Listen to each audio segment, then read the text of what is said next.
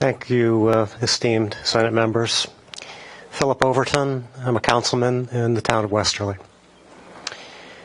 I'd like to talk a little bit about Senate Bill 2835, limiting magazine capacity to 10 rounds. I'm a firearm owner. I've enjoyed shooting sports my entire life. My favorite rifle is an AR-15 rifle. Most of the time I use a 5-round magazine because that's the type of target shooting that I use. And I've thought long and hard about the 30-round magazines, which frankly came with the firearm. I rarely use them. But it really comes down to this. If you cap magazine capacity at 10 rounds, are you going to stop a mass shooting? And the answer is absolutely not. Because magazine capacity is not the problem. The problem is mental illness and terrorism. Those are the two areas that are the problem. I saw in Columbine, I came in with a dozen 10-round magazines. It takes seconds just to switch them out. It's not a big deal. So capping magazines at 10 rounds, it's nothing but feel good. Because you know something? If a mass shooting happens, that law is not going to accomplish anything. It will accomplish zero. I'd like to talk a little bit about Senate Bill 2761. Senator Metz, I have never walked in your shoes. But what I can say is that how many times we need to be hitting the head with a brick before we realize that these gun-free zones are the most dangerous places could possibly be. And this is where our kids go. I shoot at the Bradford Sportsman's Club, and the concealed carry permit holders that I know are amazing people, and they are amazingly proficient with their firearms. Many times they come to me for a recommendation to the chief, and I don't have any problem giving it to them. I know these people. I know how proficient they are with their firearms, and I have no problem contacting the chief about it. I can't speak to firearms hunting by youth. I don't hunt, so I understand where Senator Metz is coming from. It's an anti-gang type issue, so I won't address that.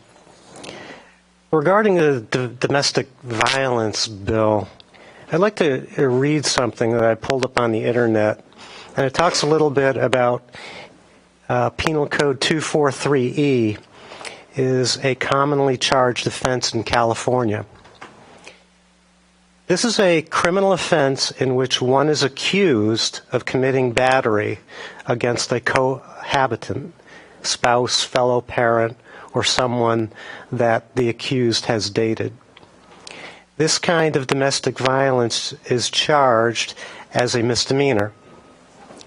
Although battery may sound bad, it can be committed without creating a physical mark on the victim. There are instances where a husband or wife will forcefully push the other, and it results in a conviction. This is a concern of mine. There isn't anybody in this room that's going to defend a domestic batterer. I can assure you of that. But what happens if somebody does that to somebody? Guess what? You can be convicted of domestic abuse, a misdemeanor domestic abuse, and you will lose your constitutional right to own a firearm, male or female.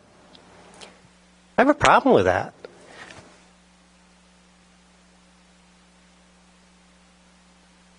That could happen to any law-abiding Rhode Islander in their lifetime. And yet, you're going to take away a constitutional right. I heard something about petty something, but that does need to be addressed. That's all I'll say about that. There does have to be due process, absolutely. Due process is a constitutional right. It's just not talked about. I'm probably wrong, but I think it's covered under the Fourth Amendment. So due process is very important. A qualified third party is very reasonable as well. If someone has their firearms confiscated even for a short period of time because of an allegation, let's say, it's going to be very expensive to store it at the police department or somewhere else at FFL. So a qualified third party has worked extremely well in Rhode Island. Many times the cost of storage could surpass the value of the firearm. So that's a concern of mine as well. I think the qualified third party should stay. I will say a couple of things about the reciprocity. I live in Westerly. I could throw a stone and I'd be in Connecticut. How easy would it be to make a mistake and accidentally cross the line with a concealed firearm? And the next thing you know, you're facing a mandatory year in jail. That's a very, very serious concern.